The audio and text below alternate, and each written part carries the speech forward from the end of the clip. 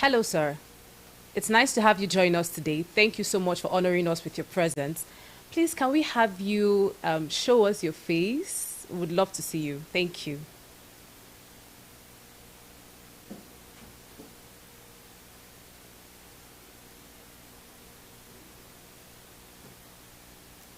I can't hear anything.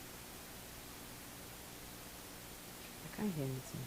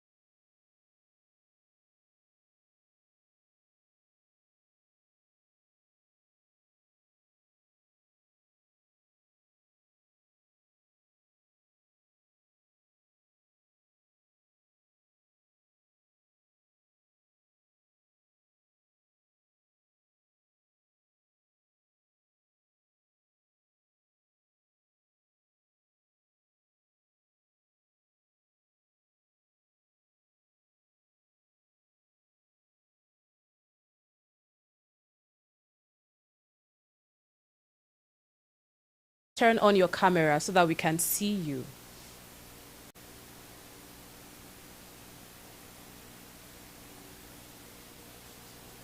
I didn't hear anything.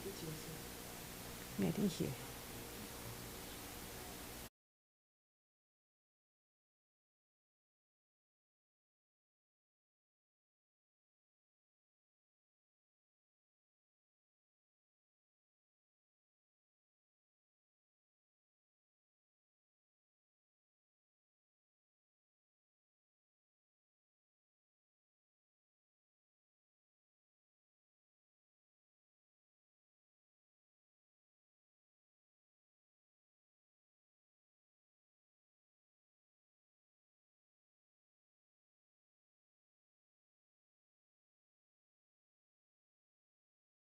Are you sure he's even hearing me?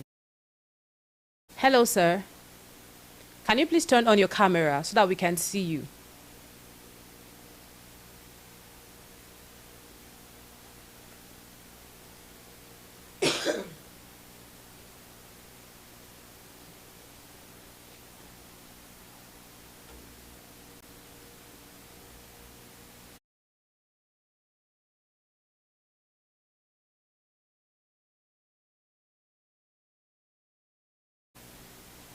Can you please turn on your camera so that we can see you?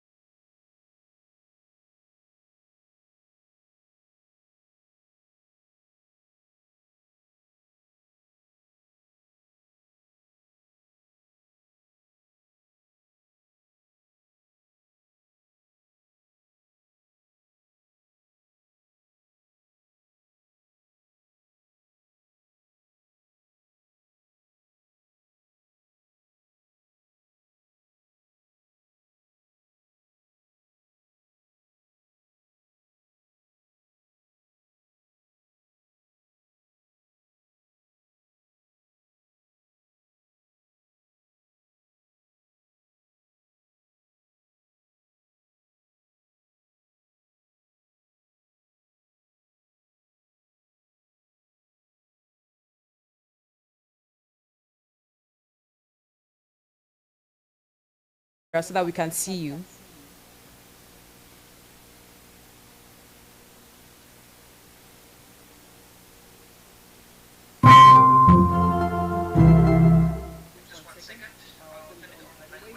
All right, thank you. So it's from there, not from here. You get.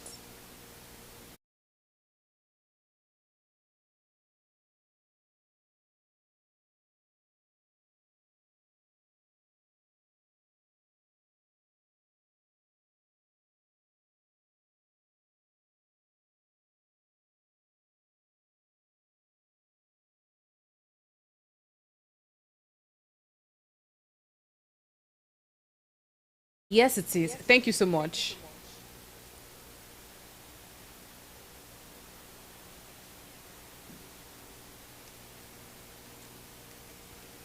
Can we start now?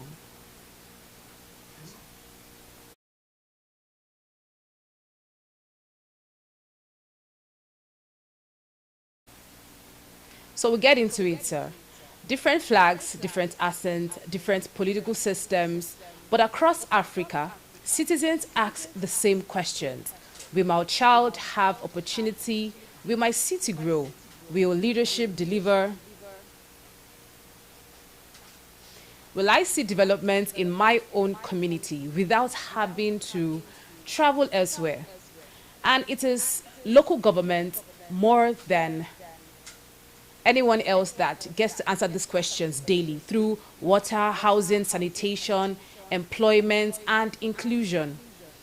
Good evening, Africa, and welcome to the Papyrus Global TV Paglogma live series, Governance That Touches Lives. Across our continent, our culture are diverse, our borders may separate us, but our challenges and our hopes remain remarkably alike. From coastal Namibia to cities across Africa, local governments remain the heartbeat of everyday life. But how can we go beyond service delivery to truly transforming lives? This is why we are here today. And I am your host, Lenient Akotonu, and this is Paglogma 2026, Governance That Touches Lives. Heralding the Papyrus Global Local Government Mayors Chairman Conference and Awards.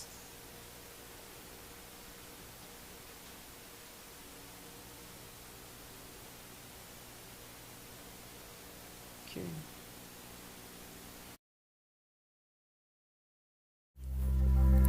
Damses Mega Business Limited, the Papyrus Global. The Papyrus Global is a subsidiary of Damses Mega Business Limited, duly registered with CAC. It is a Nigerian-based media outfit with a multi-platform presence. It operates an online television channel, the Papyrus Global TV, with over 20,000 subscribers on YouTube and more than 10,000 followers on Facebook, and has recently launched its presence on TikTok. The organization runs an online blogging site, thepapyrusdaily.com, alongside a monthly magazine, the Papyrus Global Magazine, that reaches over 15,000 prepaid hard copy subscribers. Soft copies of the magazine are also accessible digitally through its website, thepapyrusglobal.com. The magazine has published over 200 editions from its inception in 2006, with significant reach at the local government, state, and at the federal levels in Nigeria, demonstrating its influence and credibility. The Papyrus Global focuses on politics, entertainment, and lifestyle. Beyond reporting, it believes in recognizing progress in leadership, highlighting achievements while encouraging improvement. Its guiding slogan, "Appreciate, Point, Encourage," reflects this approach. Instead of focusing solely on criticism, the organization emphasizes what is done well and points toward areas for positive change. Even though criticism, attacks often receive louder recognition, the Papyrus Global has remained steady and respected in the communities it serves, growing consistently and thoughtfully.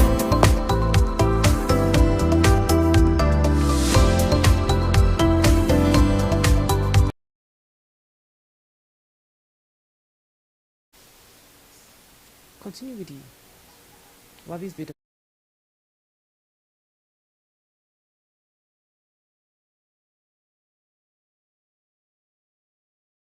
Atlantic coastline of southern Africa, where the vast Namib Desert meets ocean, lies the historic port city of Walvis Bay. For centuries, Walvis Bay has been a place of movement and exchange, where sea routes, cultures, and commerce converge. Its deep natural harbor has made it one of the most strategic ports on the African continent, serving not only Namibia but also neighboring landlocked countries across southern Africa. From fishing and maritime trade to modern logistics and renewable energy innovation, Walvis Bay continues to evolve as a city of opportunity and resilience. Beyond its harbor and thriving industries, the true strength of Walvis Bay lies in its people, communities whose resilient enterprise and shared vision continue to shape the city's future in Namibia. Guiding that future is a leader whose work reflects both the ambitions of the city and the possibility of local governance done well. TREVINO Forbes, mayor of Walvis Bay, has distinguished himself as a forward-thinking civic leader, championing initiatives that strengthen community development, promote economic growth, and position Walvis Bay as one of Namibia's most dynamic local governments. In a historic moment for the city, he became the first mayor from an opposition party to lead Walvis Bay since Namibia's independence, making a new chapter in the city's democratic journey. What a feast, we must say. Beyond the city council, his leadership has extended to national and regional platforms. He currently serves as Vice President of the Independent Patriot for Change, Namibia's official opposition party. He has also represented Southern Africa as a member of the Regional Mayors Forum of Covenant of Mayors in Sub-Saharan Africa, contributing to regional conversations on sustainable cities and climate resilience. As mayor, TREVINO Forbes focused on policies that expand opportunity and strengthen communities. Under his leadership, more than 2,000 residential plots have been allocated to community groups, giving many families the opportunity to own land and build homes. Industrial land prices were reduced and flexible payment terms introduced, allowing local Namibian entrepreneurs to invest, build, and grow businesses within the city. Land was also allocated to Namibia's first green hydrogen hubs, positioning Walvis Bay at the forefront of emerging renewable energy development. Yet, beyond policy and infrastructure, his leadership has remained firmly grounded in the people. To families affected by hardship, to elderly residents, and to vulnerable members of the community. 21 students education through support from this initiative. For young people in particular, the future has been a priority. Initiatives such as the Walvis Bay Youth Climate Across Fund, supported by Bloom Bay Philanthropies, have empowered youth to take leadership in shaping a more sustainable city. Mayor Forbes is also widely known for his open-door leadership style, welcoming residents from all walks of life into mayor's office and encouraging dialogue between citizens and their government. Through transparency, accountability, and community engagement, his administration has sought to ensure that governance remain connected to everyday realities of the people it serves. From the harbor that connects continents to the communities that defines the city, Walvis Bay continues to move forward, guided by leadership committed to opportunity, inclusion, and progress.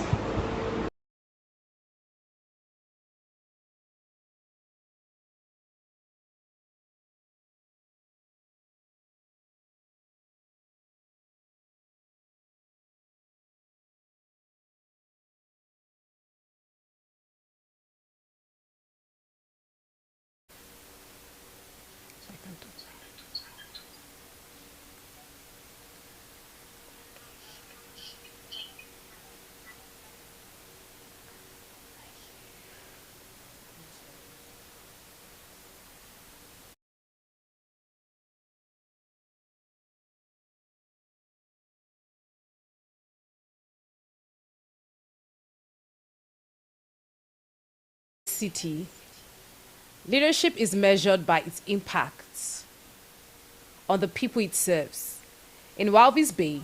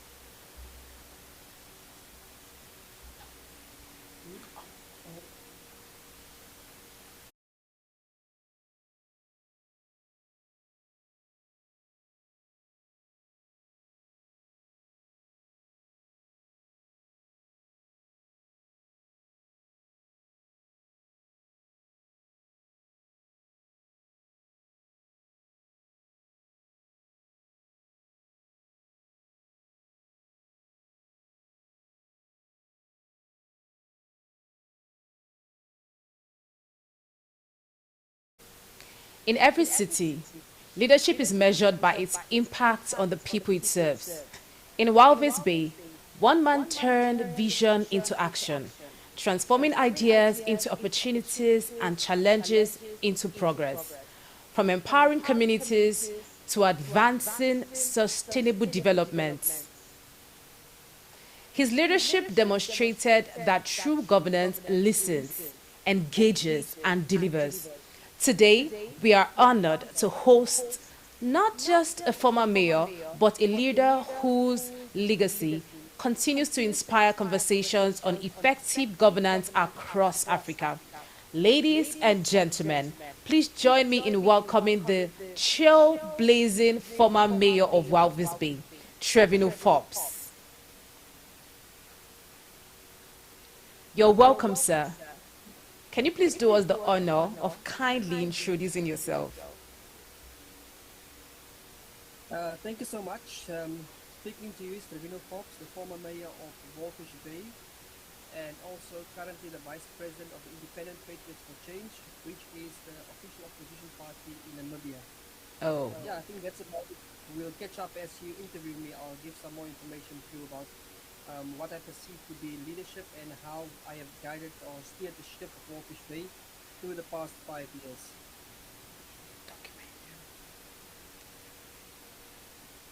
Thank you so much, Mayor.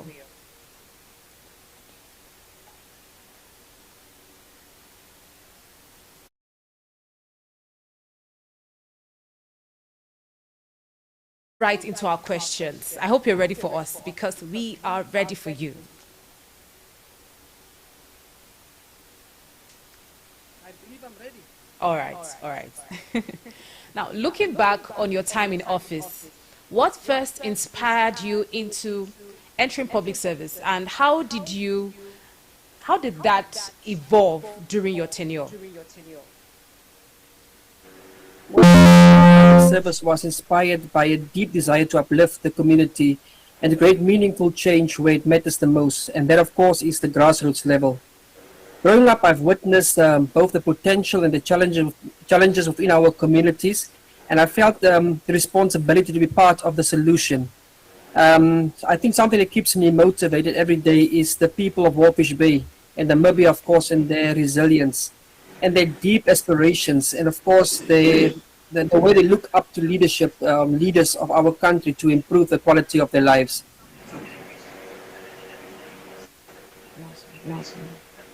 Oh, thank you so much. Thank you so much, sir. Your Your years years in leadership were impactful, impactful, no doubt. What What defining defining moments moment shaped shaped your leadership the most? Well, I think one of the things that I really look forward to, or that really define my leadership, is working with a diverse council. You know that we have had 4 seats out of 10, and you had leaders from different opposition parties working together. And I think maintaining that unity, I think that is what true leadership is about, is uniting people from all walks of life.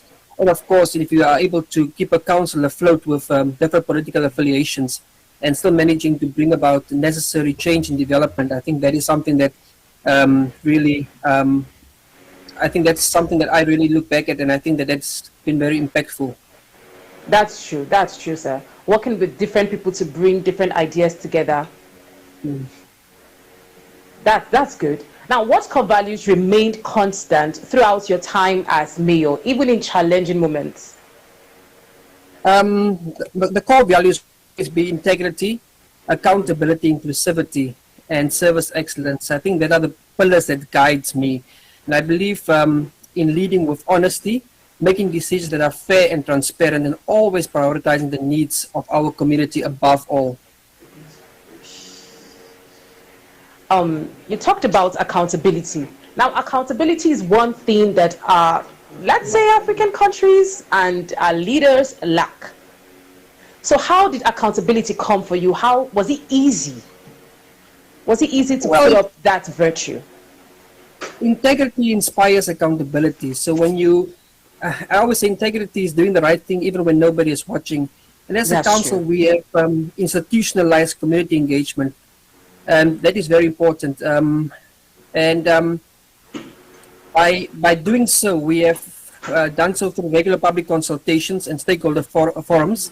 And I think that these direct engagements was our approach, and it ensures that the politicians are kept accountable, because you really open your door and you engage with the public, and bringing in new leadership into the municipality of Walvis Bay. I think that was something that really defined the process of accountability, looking at a local authority that didn't have certain procedures in place and bringing those into the municipality of Walvis Bay. So a lot of our 5 years was about laying the foundation for good governance, and then leaving others to build on that, because I think that yes, defines good accountable leadership. So it's safe to say that accountability and integrity during your tenure ensured the people were carried along in governance, right? All right. So to the next question, how did your approach to engaging communities evolve over time? And what impact did that have on public trust? Well, I think the open door policy was my first step to really bring the public on board. And then, of course, our regular public engagements with our community. Taking into consideration, we always say we plan with the people and not for the people. So they bring what they want us to implement. And I think that was the key turning point in the local authority of Walvis Bay. And that brought about the accountability aspect, that people know the leaders, they can engage the leaders, and they can keep the leaders accountable. I think that was something that I'm still very proud of, that the community engagement was something that we really took very seriously. Yeah, and you talked about bringing what they want the government to work on. So you mean the people bring particular aspects they think they need the government to work on, and the government just does just that? Well, what we did, for example, if you look at budget consultations, you will have the community coming up with their ideas of how they want the town to move forward. And as a leader, you take these considerations up and you try to implement with what you have.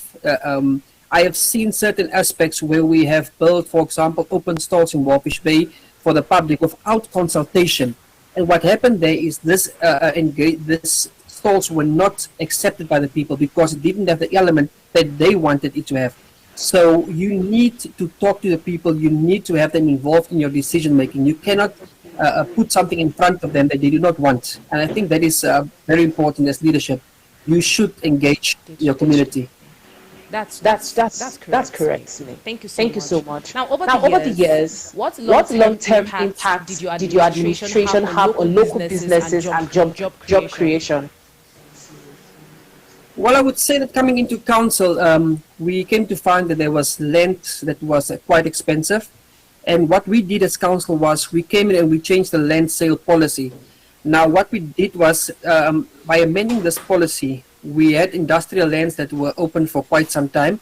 We brought down the price and we allowed local business people to purchase this land, but also at a very affordable rate and making it flexible payment 10 years. For example, you pay down a 10% deposit and you can pay the land off over a period of 3 years and so.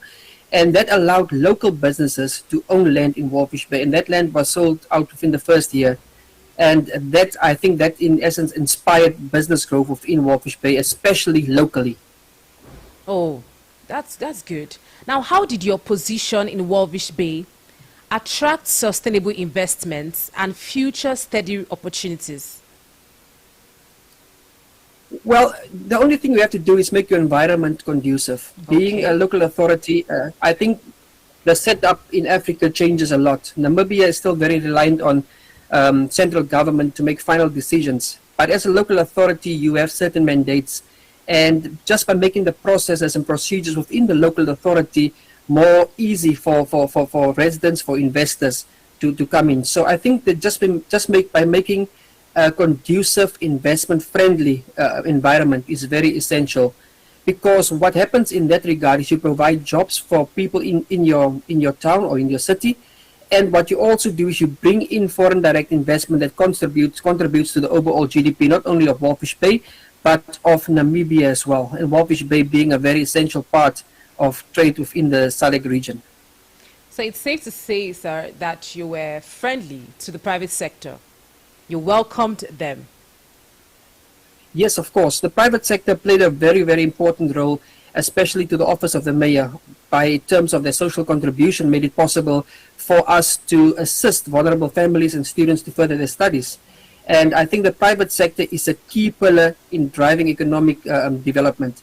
That is one of my beliefs. So private sector plays the most important role, especially in a harbor town such as Walvis Bay, where you have such a diverse a group of businesses growing up. You have the fishing industry, you have the port, you have currently the green hydrogen guys coming in, climate friendly initiatives brought forward by them. So you need to welcome private sector. Private sector is is one of the sectors you cannot go without as a local authority, especially in the Namibian context, looking at local authorities. Yeah, so we're establishing the fact that the government cannot do it alone, and they need the private sector. So in terms of urban development, how did you balance growth, sustainability, and quality of life? Well, of course, our town planning schemes needed to be correct for us to really make sure that we have a balance, and by also engaging other sectors and seeing how they operate. For example, you needed to have a very good relationship with the port, for example, and you also needed the investment to come on board. So one of my beliefs was that, or my belief still is that going forward, that the municipality of Walvis Bay, together with the NIPDB, which the investment board and the port, of course, needs to come together to form a development plan going forward, because you have these different institutions working in isolation, the port going their own way, development taking its own front, and then the municipality also going their own way. So you need these three entities to come together, come up with a strategic plan for at least 50 years, working in intervals of 5 years, and coming up with a proper development plan on where you want to take development, where you want to take the city of the town of Walvis Bay going for the next 50 years. Because currently we have so much expansion taking place. You have the oil and gas discovery of oil, offshore oil in Walvis Bay. And I do not think that infrastructure-wise, this town or this country is ready for what's coming. Thank you so much, sir. Now, looking back, what achievements are you most proud of in terms of directly improving people's life? Well, I think one of the most important things, and I think all over Africa, is the issue of land and housing. And coming into council, we knew that we had a big problem. Walvis Bay is one of those local authorities that doesn't have informal settlements, but we have a backyard shack problem. So you have backyard shacks jumping up all over the town. And Walvis Bay is known as the oasis of opportunity. And you have a lot of industries in Walvis Bay, so you have a lot of people coming to Walvis Bay in seek of a better way of life. What happens is they come here and they find that it's not that easy or not that simple to get jobs. So they will illegally occupy land and put up shacks. And we realized as a council we need to do something about it. And back in the apartheid era, they used to have a municipal housing scheme where it was easy for people to get houses. And we said, let's modify this approach.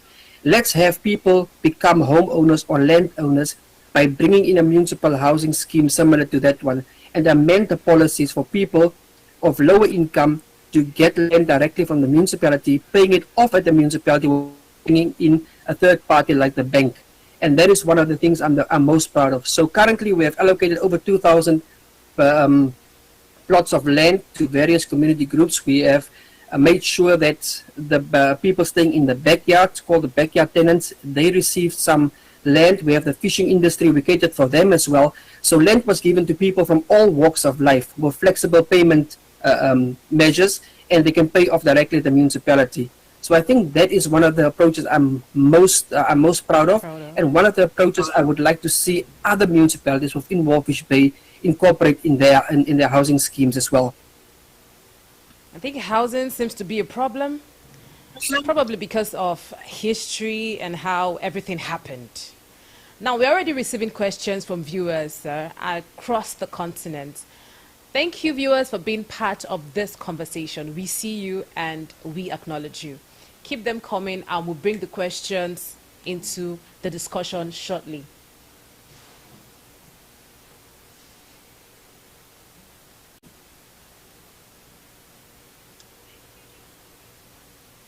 Toward Africa. But the real question is, are we ready? Transformation does not begin in presidential palaces. It begins where governance meets the people at the local government level. Local government councils are more than administrative structures. They are the foundation of national development. They are where roads are built, markets regulated, healthcare delivered, youth empowered, and communities shaped. When chairmen and mayors are empowered, they do not just govern communities, they strengthen the very system that governors, ministers, and presidents rely on. Strong municipalities mean stronger states. Stronger states mean a stronger nation, and stronger nations build a stronger Africa. That is why Paglogma Abuja 2026 must happen. The 8th edition of the Papyrus Global Local Government Chairman and Mayors Award and Conference is more than an award ceremony. It is a continental movement, it is a leadership platform, it is a declaration that local governance matters. Register now, secure your seat, partner with Papyrus. Visit thepapyrusglobal.com to register or call WhatsApp +234 9019 4602 95. Paglogma Abuja 2026. Be there, be counted, be part of history.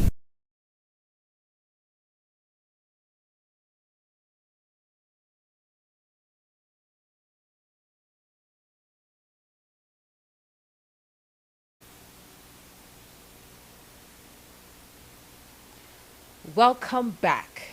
Now, over your years in office, how did you empower young people to move from being beneficiaries to active contributors in city development? Well, if you look at the Namibian context now, local authority councillors are appointed. Usually you had mayors appointed, and the office of the mayor was run like a part-time kind of system. And what I did by coming into the office is I quit my day job and I ran the office full-time. This allowed me to come into contact and to really understand the needs of people, especially young people. If you look at the context of Namibia, Namibia has about 3.5 million people with a 40% youth unemployment rate. So we would engage people through the office of the mayor and sit down with them and understand what their needs are, what they want to do, and in so doing try to empower them to become not just job seekers but become owners of companies. And what we did was, one of the projects I'm extremely proud of, you can see me wearing the jacket today as well, is the Walvis Bay Youth Climate Action Fund. So that was money that we obtained by being part of ICLI, it's an environmental agency that works with local authorities, and of course by being part of the Covenant of Mayors. So we obtained funding from Bloomberg Philanthropies to run this project. We received initial $1 million, and because we completed that one successfully, we then received an additional $1.8 million, by which we empowered young people to become part of climate sustainable projects in Walvis Bay. So it was a Walvis Bay project. It was led by youth. Our former junior mayor of Walvis Bay, Fisabo, she was one of the city leads for that project. So it was a project by the office of the mayor for the young people, driven by young people themselves, to make sure that young people understand climate change and also play their part in sustainable projects looking at the aspect of climate change. And also just assisting young people psychologically by sitting with them, talking to them, and having engagements with them through the office of the mayor. Young people, they are the future, not the future. They're actually, their future starts now. Yes. They are already in charge, and we need to really make sure that these people, because I believe that you do not spend money on young people, or you don't spend something on young people, you invest in your country, invest in the future of your country by assisting young people. That is my belief. That's true. That's true. And one thing with young people is that if you do not invest in them or channel their energy to something productive, they would actually use it for something else. That same energy they would have used to do something productive for the society, the nation, they would channel that energy somewhere else. And I'm glad you used this energy appropriately. Now, how did these investments in education, sports, community initiatives strengthen unity and long-term stability? Well, we as the office of the mayor, sports was one of the key components that we were looking at. We assisted a young soccer team from Walvis Bay, the first ever ladies soccer team that was established in Walvis Bay, called the Desert Foxes. They made it and they won the league that they were playing in. They conceded 1 goal in the whole tournament. So we were quite proud to assist those young ladies. And these are girls from the ages of 13 years all the way to 18 years of age. And sport is really something that takes kids off the street, children off the street, young people off the street, and gives them something to look forward to, something to really, it can be an investment in itself. Education-wise, we have assisted, if you look at how our system is set up, the local authority doesn't have a direct input in education per se, but through my office we have assisted schools. We have engaged different embassies. For example, the Japanese embassy came on board and they built a few schools in one of the townships at Nara Primary School in Walvis Bay. So I believe investing in these things are very important, and as future leaders, I think that they should really take more bolder steps in seeing how they can invest in sports and culture especially. One of the visions I had as mayor of Walvis Bay that did not come to realize was to build a youth center in Walvis Bay that caters for not only sports and culture, but also looking at another educational element, bringing in how children can capitalize on the green hydrogen industry, but also on the oil and gas industry. So we can have people from Walvis Bay, young people from Walvis Bay, being empowered to go and work on these rigs in the green hydrogen factories and so on. So youth empowerment was one of the key pillars of the office of the mayor in my tenure. Hopefully your dream is achieved by someone else, by the next mayor, hopefully. Now, during your tenure, how did your city contribute to regional or continental conversations on governance? Well, the office of the mayor, I think Walvis Bay was the local authority, especially in terms of Namibia, that all other local authorities looked up to. We were sort of like the big brother, being one of the 3 Part 1 municipalities. And the aspect of good governance is something that can be emulated everywhere else. We always had public engagements, and everything that we did, we made sure that we have an aspect of public relations and always making people aware of what was going on in Walvis Bay. On social media platforms, sometimes, you open doors not only for praise but for criticism as well. And we were criticized intensively as a local authority of Walvis Bay because people expected change. They wanted things to happen overnight. And sometimes with the policies and procedures in place, you cannot make things happen overnight. But I think that in terms of regional contribution, we played a very good part. by me being part of the regional mayors forum for the Covenant of Mayors of Sub-Saharan Africa. The sustainability aspect of how we do things in Walvis Bay, that really brought something in. Walvis Bay also became, with the establishment of this green hydrogen hub by Clenergy, one of the first movers for green shipping in the continent of Africa. And that is something that we are also very proud of as a local authority. And yeah, I think that is some of the things that the regional lead, but one of the things we still needed to bring in was collaboration between different entities.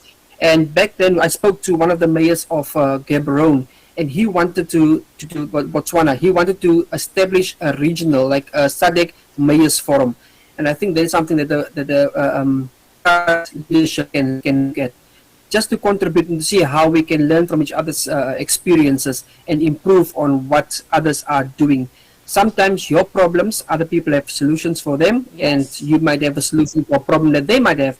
And that is the collaboration that is needed in this African continent, not only the southern region, but the entire continent. So we should be open to learn from others. That's what course. life is about, especially in any leadership role we find ourselves. Now, what lessons from your leadership journey would you share with emerging leaders across Africa? Yeah, I think lead with integrity, stay connected to your people, and prioritize impact over politics.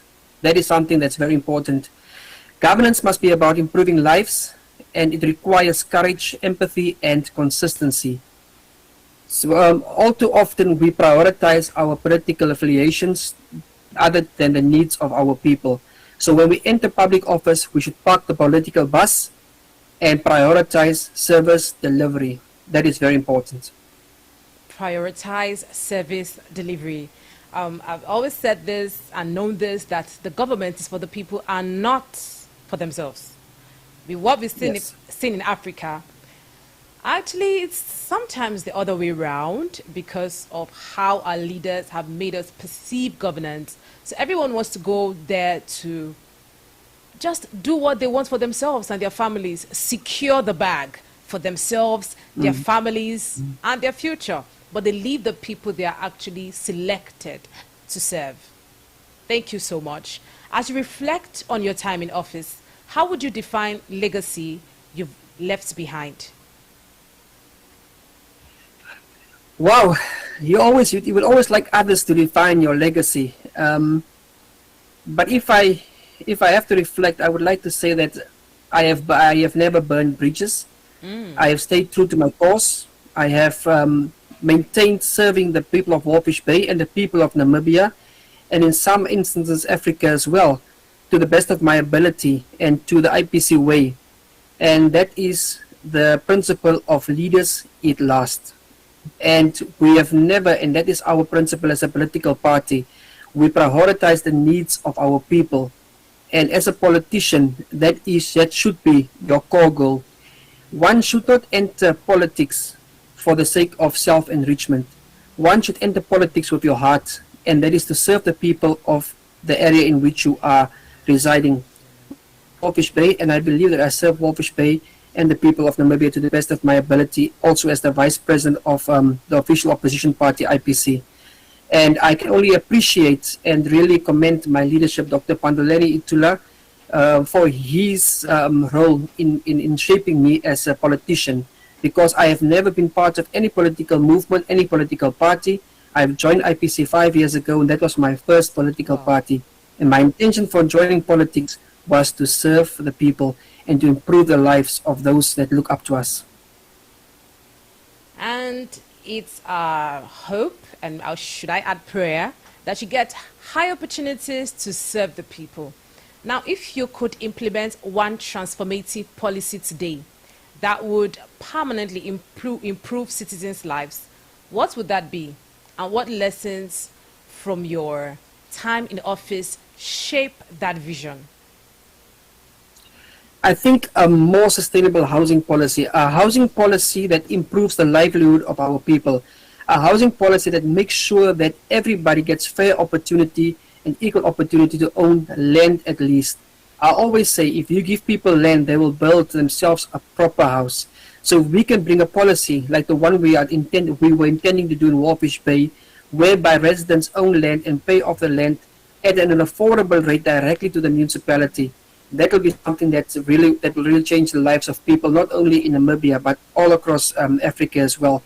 Policies are what we stand for. Politics, we are the crafters of policies as leaders, and we should make sure that our policies benefit the people of our countries. So that is something that I would really look into, and that is a housing policy that speaks to the needs of our people, a well and properly crafted housing policy that puts a roof over the head of every single Namibian. Thank you so much, sir.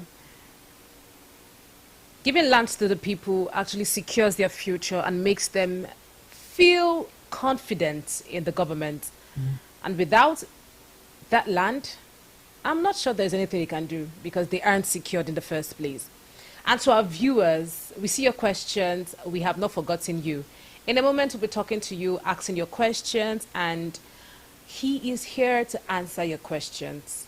So let's go on this quick break. The Papyrus Global, we don't just cover events, we create cinematic experiences. From red carpets to birthdays, gala dinners, and your fairy tale weddings, we bring your moments to life with high-tech precision.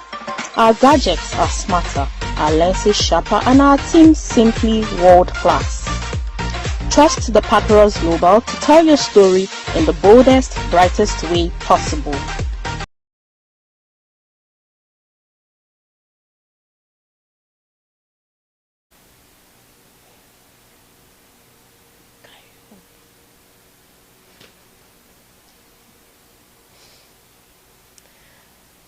Now it's time to hear from our audience. So if you have any question, please put it down below and we're going to ask him right now.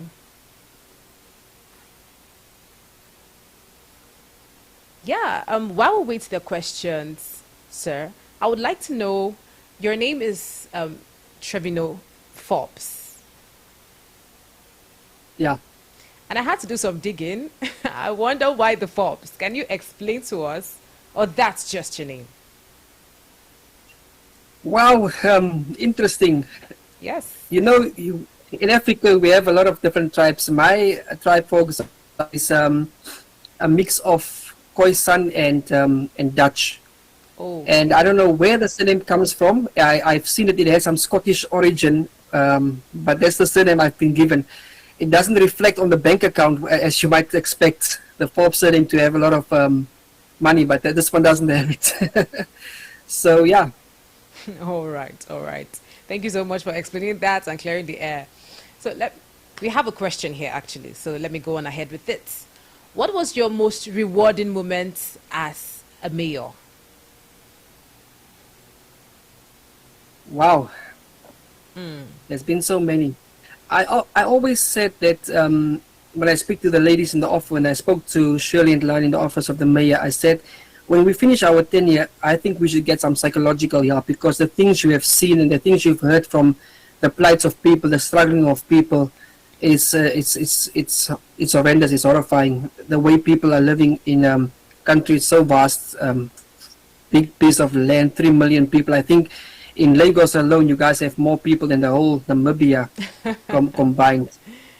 But I think the most rewarding is not just one specific element, but the ability to be able to help the vulnerable people. Being able to put food on the table of a family, that is something that I really like doing as a mayor. But also assisting people to get established in life. When I came into office, they had a system where they would give vulnerable people food parcels. What I did was I removed the system of food parcels and I brought in shopping vouchers. And this allowed people not only to buy food, but also to start businesses and change their lives. So when you give a man a fish, he'll eat for a day, but when you teach him to fish, he will definitely eat forever, and he will know how to fend for himself.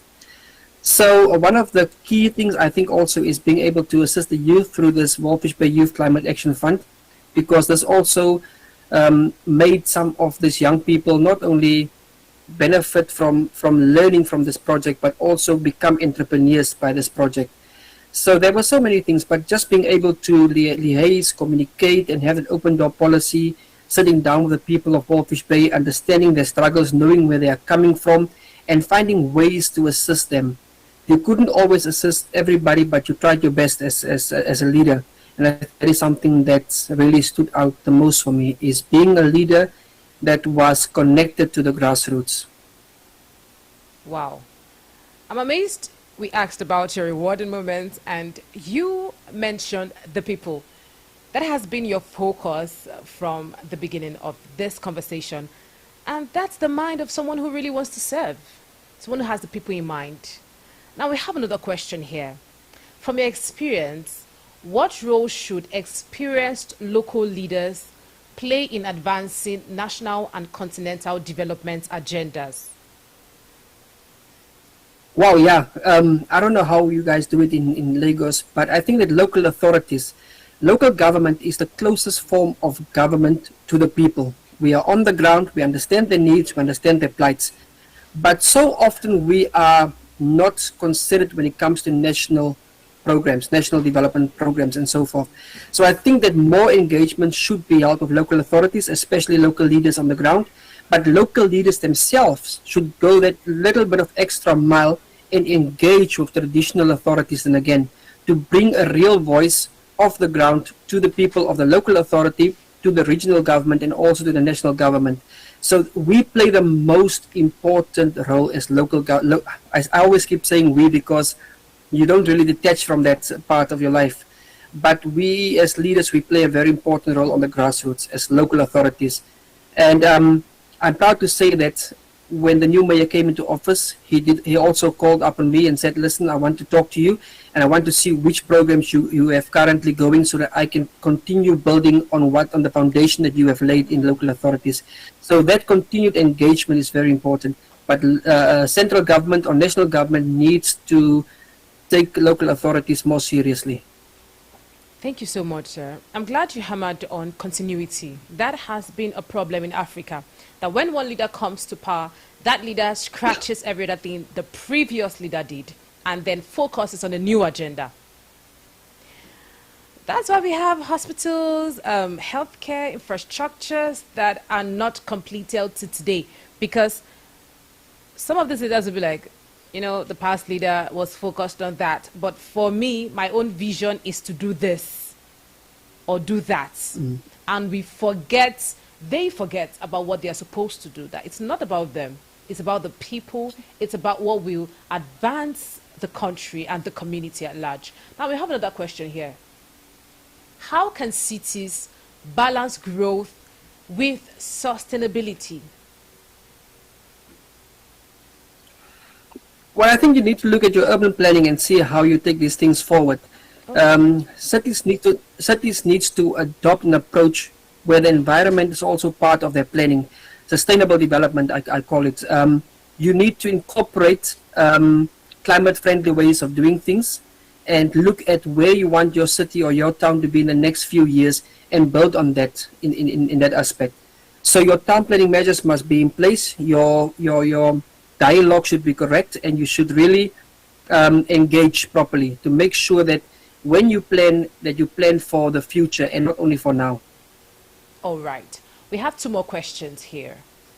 What opportunities exist for partnership with African countries? We're talking about other African countries. So what opportunities exist, not just in Walvis Bay, I would say Namibia, with other African countries? Well, when I became the mayor of Walvis Bay, I found a dormant Mayors Forum. So what I did was I revived the Namibia National Mayors Forum. I brought in the mayors. We came together, mayors of Namibia. That forum relocated for all of us. And I was re-elected again to be the president of that Mayors Forum. Through that forum, we gave about $200,000 worth of bedside monitors to our only referral hospital, which is the Katatura Hospital. And leaving that forum, I left the forum in a better financial state than what I found it.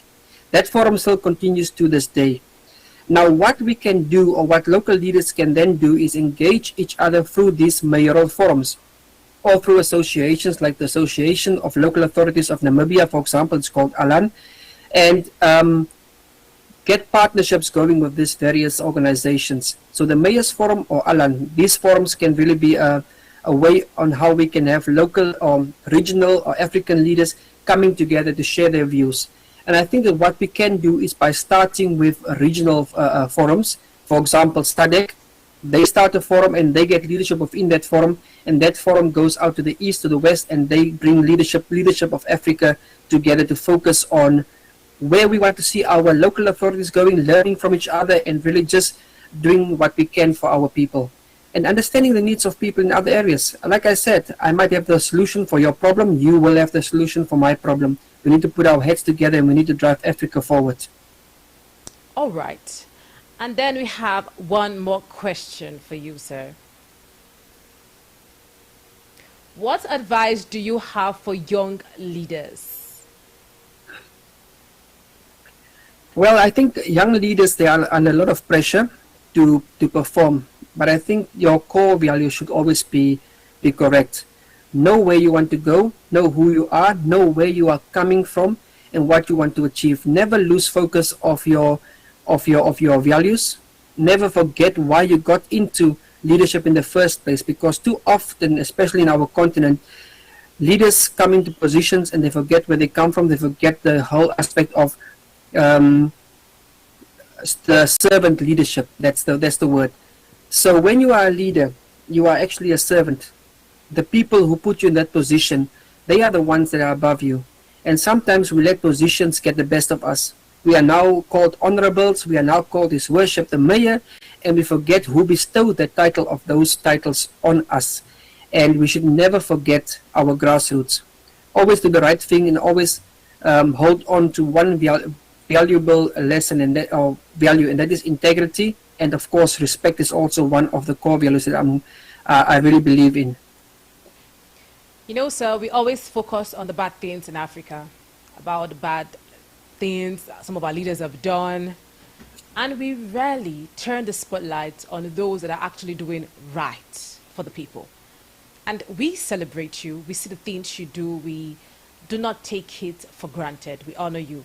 Now, how did you feel when you got the email that you were to be awarded in Nigeria?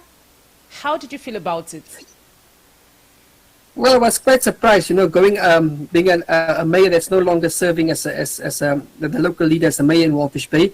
This award came, and I was quite surprised. But it really, like I say, your legacy is something that you should be speaking about. Others should speak about what you do. My leader always used to say, you know, being called the honorable, especially in Namibia, we don't call local authority councillors honorable. But that is something that other people should call you. You should never call yourself an honorable. People should be the one that say that truly this is a title that you have deserved. And it's really flattering to be bestowed a title, award like this by a country so far from Namibia. It is really, it's a humbling experience, a humbling thought that you have chosen me to receive, to be the recipient of this prestigious award. So I'm grateful. Thank you very much. And I wonder what brought you to choose me to be the recipient of this award. Well, you wonder what brought us to choose you? You serve the people and you put your mind in it.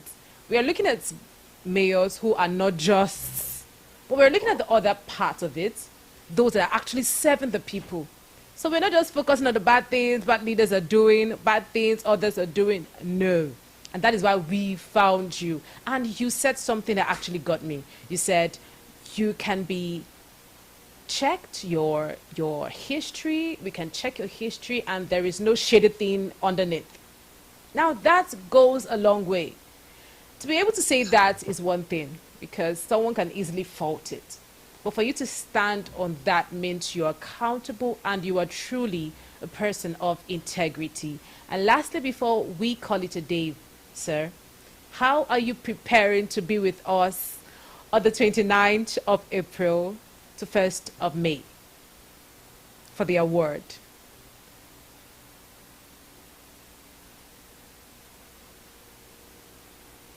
About things to see how I make it to you. I would be on it. It'll be good to receive the award in person, and we are working on that. We are working on the logistics around that, and let's see. I might see you in Nigeria. It'll be good to meet you. Yes, it will be good to meet you and see you live, not just on camera. Thank you so much for sharing your journey, your insight, your legacy with us. Your leadership continues to inspire conversations on governance that truly touches lives. And to our viewers across Africa, thank you for being part of this important dialogue. Join us at Paglogma 2026, where Africa's local government leaders come together to shape the future of our communities. I am Lenient Akotonu, and this has been Governance that Touches Lives. Thank you so much for joining us, sir, and see you in Nigeria next month, 29th of April. Thank you so much, and good night, everyone.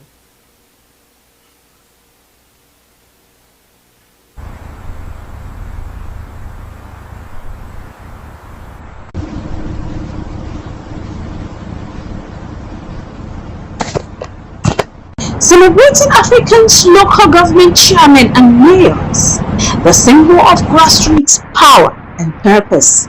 In every functioning nation, true governance does not begin in distant capitals or marble halls alone. It begins at the grassroots. It begins where roads are built, markets are regulated, schools are maintained, and communities either flourish or fail. At this level, leadership is not theoretical. It is personal, immediate, and deeply consequential. Local government chairmen and mayors are the first phase of government the people encounter. They are the custodian of daily life, the stewards of cities, towns, and rural communities, and the front lines defenders of developed order and inclusion. When local leadership succeeds, nation rise. When it fails, the cost is borne directly by the people. Across Africa, where rapid urbanization, population growth, and economic transition place enormous pressure on cities and local council, the roles of local government chairmen and mayors have never been more critical. They are not merely administrators. They are builders of communities, managers of diversities, and drivers of sustainable development. Yet, too often, the work of exceptional local leaders goes unnoticed. It is to correct this imbalance, to recognize, honor, and elevate excellence at the grassroots that the Papyrus Global Local Government Chairman and Mayors Award was conceived. What then is the essence of local leadership? Effective local leadership demands more than authority. It requires vision with compassion, power with accountability, and service with integrity. Chairmen and mayors must balance limited resources against limited expectations, navigate political pressure while saving public interests, and deliver progress where citizens can see and feel it. The Papyrus Global Local Government Chairman and Mayors Award celebrates these leaders who rise above mediocrity, men and women whose administration reflects transparency, innovation, inclusivity, and measurable impact. These are leaders who understand that governance is not about title, but about trust. The Papyrus Global Local Government Chairman, Council Executive, and Mayors Award and Conference, Nigeria 2026, is then a continental call. To do from the 29th of April to 1st of May 2026, the Local Government Chairman and Mayors Awards and Conference would convene outstanding local leaders from across Africa, creating a platform for recognition, dialogue, and share learning. From district council to metropolitan cities, from emerging municipalities to historic urban centers, the award seeks to unite Africa's local government leaders under a common vision that stronger communities build stronger nations, and that development must begin where people live. The conference component will provide a forum for exchanging ideas on urban management, local economic development, service delivery, climate resilience, and inclusive governance, reinforcing the idea that Africa's future will be won or lost at the local level.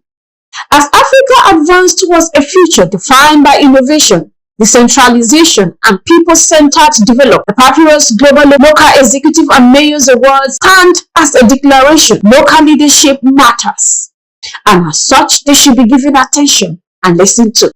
It is a reminder that real power lies not only in national policy, but in municipal action, not only in law passed, but in lives improved. And it affirms that when chairmen and mayors lead with integrity, courage, and vision, the Africa we inspire to is not a dream. It is achievable. So we must give them the chance, autonomy, and resources to drive this change. Permoda 2026, Abuja, Nigeria. A change that lies just a step ahead. Join us in Abuja from the 29th of April to 1st of May 2026 as we charter a way forward for the change and new phase of African local government.